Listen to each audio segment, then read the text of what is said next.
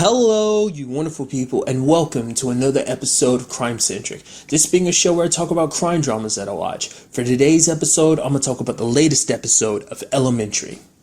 So, a very interesting case this week. It started off as a murder case, which quickly turned into a kidnapping case. Well, it was already a kidnapping case, but then, the murder case connected to a kidnapping case that had started like a week prior. Basically, this lady, Beth Stone, had been kidnapped. And it seemed like it was by a stranger, but actually it wasn't. The husband was basically hiding the fact is that that it was like a kidnapping. Like they asked, there was a ransom to the kidnapping. It wasn't just kind of like a random act of someone just taking her. The fact is because it changed the dynamic of the whole kidnapping. Because it's like, okay, because the entire time they've been basically giving the wrong profile about who this person is and what they might want and everything. Which is kind of like, it's one of those situations. It's like, based on my knowledge from other crime dramas that I watch, I find it very interesting because normally what happens is the cop characters are able to kind of convince the person, be like, no, you have to work with us. Your chances are better with us. And then the particular people involved, whether it's like a parent or significant other, whoever, like that, the opposite party for whoever's gotten kidnapped, that person is like, okay, I'll work with you guys, because you'll definitely, work to get my, like, whoever got kidnapped, bring them back to me. Interestingly enough, in this, it didn't work out that way. It's kind of like, nope. Everyone's like, nope, I'm sorry, I can't do it. I'm not going to take any chances, which I'm not trying to judge him. It's just very interesting just because of all the other crime dramas I watch. That doesn't happen that often. It probably happens every once in a while, but most of the times I'm thinking when I think of like situations like that happening in TV shows, it's usually like, no, the cops end up helping out because, a person has a change of heart because they're like, no, these are my better chances, better odds. Interesting enough, that whole dynamic ended up making Sherlock kind of think like, maybe Aaron wants his wife to die. Maybe that's what this is all about. Because you end up finding out that you're getting divorced and everything, and that might be playing a part into it. They've been kind of arguing because their whole business has basically sunk all their money into their business, and they're kind of basically broke. Which just lead to many different things. You end up finding out about some videotape that basically they're thinking like, oh, maybe Aaron was using this to blackmail someone, and maybe the person he was trying to blackmail turned the tables on him and tried and kidnapped his wife instead. And then it's like, nope. Well, first, the fact of the matter is you find out that basically the tape he used, the recording he tried to use to kind of blackmail someone turned out being a mobster kind of hit, like he's killing like an activist or something like that, which we kind of learned. An interesting thing about Joan is the fact, I don't know why I just called her Joan. Blah, blah. A very interesting thing we ended up learning about Joan in this episode is the fact is that she kind of had, like, growing up at the very least, she had a thing for mobsters. Like, she was kind of obsessed with stuff like that. And Sherlock kind of gave her a look like, wait, what? You get on me for all the weird things that I know, all this weird knowledge I end up pertaining, but you have all this stuff about mobsters and their hits and their murders and stuff like that, or at least they're suspected of. That the fact is that the bones of this particular activist were shipped to the police station or whatever, like 2 years later. You've known stuff like that. You learn about that kind of as a kid, yet you get on me for the weird stuff I know and stuff like that. So I thought that was kind of funny. And he even kind of congratulated on it. It's like, oh, your weird enjoyment of mobster stuff ended up kind of helping out the case. So good on you, Watson. So.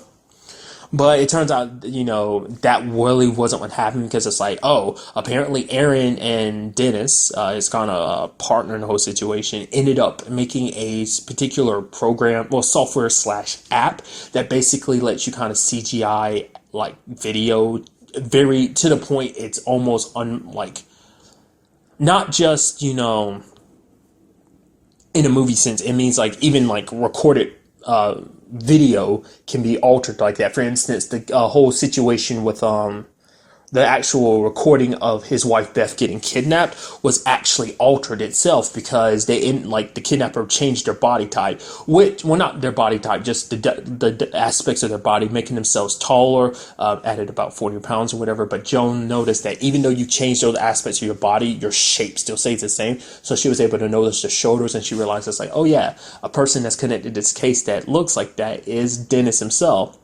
So, but then it's like, oh, Dennis, it's obviously it's you. And then it's like, oh, no, it's not Dennis, because the wife popped up and she's saying, it's like, oh, it's these two particular people that kidnapped me. But the moment that she showed up, I was like, Like I always like you always have your suspicions. Like it could because always in the back of my brain I'm like, oh, it could always be the wife did it, and it's like, yeah, she did do it. Her and Dennis, they were partners, but because the moment she showed up, she's like, you could tell with her body language and the way she was talking. It's like it seemed like she had it memorized. It was like she was trying to read, like it's like in her head she was trying to read off a script, you know. So I don't know. She just made it too obvious that she was lying. Plus, she started adding in too many details. It's like, if that was the case, like, I feel they would have killed her, like, knowing as much as she did. It's like, she's saying they're this, they're that. It's kind of like, no, if that was the case, I don't think you wouldn't have been able to they would have killed you long before now if you've known so much details about them. But at the same time, it's kind of like, well, they need the money gathered up and whatnot. So, I mean, but it felt fishy to me. Because it's like when it comes to lying, the best thing to do is not to give too many details. Because once you start getting into too many details, for one, you have to start remembering a lot more lies. And I guess you give yourself long enough, you can. Well, she was going for like a week, so I guess she got enough time to kind of get that set straight in her head. I mean, granted, probably more time when you actually think about how long her and Dennis were kind of planning that, but. It's that like once you start adding in too many lies, it's just kind of like. It just kind of, you can start, picking apart a story once you add in too many details, because you might add in stuff that be like, whoa, that's not correct. Like, you might you might add in a certain detail that kind of contradicts something you said in the past, but you don't want to give too little, because if you do, you can kind of poke holes in that too, because it's like, okay, so how come you don't know this, and this? You want to kind of find, I mean, generally when it comes to lying, I feel like you want to kind of find the perfect balance, but she didn't. I love how Sherlock ended up figuring out it was her. It's because of essentially her boobs. Because it's like, oh, you were locked up in the cabin and everything, right? And then you were out there in a tent. But it's like, why do you have a nice tan if that was the case? So it's kind of like, oh, busted.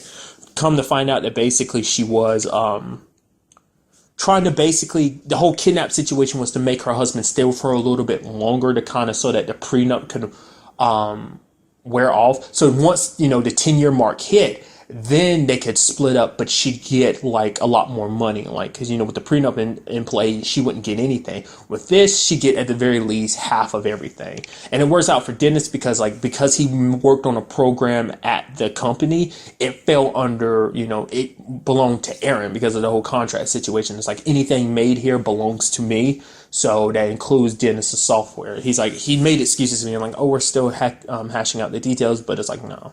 So kind of felt bad for Aaron. He went through so much, stress about so much, and it turns out your wife was trying to scam you.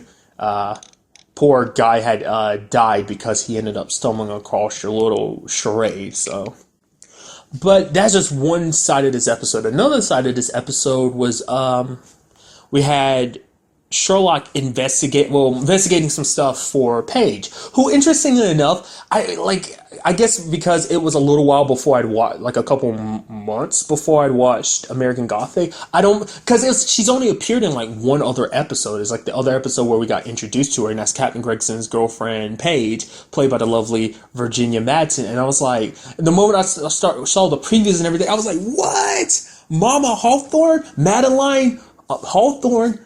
I was like, what? I was like, oh crap, I can't believe I forgot that she was on this. I mean, because she's currently on Designated Survivor. I'm thinking she's like a main cast member, because I see her a little bit in the previews and whatnot. So that was just kind of interesting. I was like, oh man, that's so cool. She went from one CBS show, like kind of a small role in one CBS show, to a main role in the other CBS show. I mean, granted, if you haven't seen American Gothic, spoilers, things didn't work out for her in that show. Just saying, that's kind of a dick move on my part. I do apologize about that.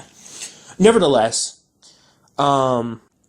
basically she had Sherlock investigating like her doctors or whatever, because basically she noticed that we're showing up for some extra jewelry and stuff, kind of being a little more flashy, kind of showing the fact that they had a lot more money. And so that kind of got her a little concerned. And then Sherlock ended up looking into it, ended up finding out some of the people connected to the whole situation were basically doing insurance fraud. Her doctor wasn't one of them, so she was kind of glad in that part. But then that led to an interesting conversation between her and Sherlock, because Sherlock ended up looking through her files, ended up finding out that she's basically broke, that basically her insurance won't cover the medicine she needs because it's very expensive, and she's maxing out all her credit cards just trying to afford the whole situation. And so he's bringing up the question, like, what are your intentions with Captain Gregson? And basically kind of throwing out the possibility. It's like, oh, are you going to try and milk him for all his money to kind of pay for your medication? She's like, no, I'm not going to do that. She's like, you know what? You said you weren't going to take money, but I'm going to pay you anyway. She's like, you're basically saying Gregson was right. You're very good, but when it comes to the job, so, you know, obviously Sherlock's not the most tactful. You know, he doesn't mean things the way I don't know. He's very blunt, so maybe he meant what he said, but, you know, I guess I kind of get where he's coming from. He's just, you know, obviously he's looking out for his friend. Like, there's very few people in this world he considers friends, you know, and that, you know, the captain's definitely one of them. And it's kind of like, well, I want to look, you know, make sure everything works out, you know. Because I think what he was going to try and suggest is trying to find another route for her to kind of like not have to worry about the medication, like the money it would cost, that they found another route, another kind of option. I mean, for him, that meant going to Captain Gregson and telling him, it's like, okay, you should marry Paige. And he's like, wait, what? And he's like, because him and Joan had the same reaction. They're like, you hate marriage. You think marriage is the most, it's just a scam. You constantly talk about how much you hate marriage. And he's like, yeah, I know. But in this situation, it can kind of, you know, work out for everyone. For one, obviously Captain Gregson wants to marry her, you know, even though things didn't work out for him the first time. Because, I mean, that was even what Captain Gregson had said. It's like, you told me the fact of the matter is when my divorce was kind of finalized, like, hey, it was a good thing. Like, you know, just like I should never, like, marriage is hell and I should never go down that path again. But, you know, it means he can be with a woman that he obviously has strong feelings for, and he does want to do that eventually anyway. But the thing is, Paige has kind of been like, no, I don't want to get married. But it's like, you know, and that, you know, and the benefits of being married would kind of help with the whole situation of her medication. So it's kind of like, you know, it's kind of, in his eyes, it's kind of a win-win situation. And he kind of felt bad about kind of suggesting that at first, because, you know, it's him meddling in someone else's life. But at the same time, in his own weird way, Sherlock was trying to be helpful, and you gotta appreciate. You can't hate him for that. I even love the fact is that he even got a whole bunch of rings for Gregson, and Gregson's almost taken back from him. He's like, "What? Wait, what? This is happening too fast. Wait, you talked to her, you broke her down, and now she's willing to even like she's open to the idea of getting married because apparently it didn't work out in the past." Side note, like I had completely forgotten the fact is that she was a cop in the past. In particular, she was kind of a dirty cop apparently. And now that I'm thinking about it, what happened to that cop that when the last season that Watson had beef with? That basically her and Watson had a problem with each other because she didn't like the fact is that Watson was going around pretending to be a cop when she really wasn't. Like, you know, this whole consultant thing. She didn't respect Watson or Sherlock and what they did. And basically they ended up settling it in a ring in a boxing match. Obviously we didn't get to see it, but like Joan got a little messed up. But she was basically like afterwards, she was like, yeah, I kicked her ass. So like whatever happened to that, I'm curious to see where that goes. As well as like Sherlock and his girlfriend. We haven't seen that storyline. I don't remember. Did that pop? That popped up last season. Definitely popped up last season. I don't know why I was even had to think about it. It's like, yeah, that definitely popped up last season. Have not seen that storyline pop up yet. I mean, we're still pretty early on in the season. This is only like the third episode, so I mean that could still come back. But it's like I'm just surprised. I mean, when we focus on Gregson's relationship, it's like, well, what about Sherlock's relationship? Because it's like, you know, him and his girlfriend took the next step. So, and what about Joan? Like, you know, is she going to? I mean, granted, the last person she was with did get murdered, so yeah, let's see why she'd be kind of reluctant to kind of take any steps forward in that direction. So, I don't know if anyone else has always gotten that vibe. For me, I don't think it will ever happen. It's that part of my brain that's always like putting partners together. It's kind of like the Castle and Beckett situation. It's the Bones and Booth situation.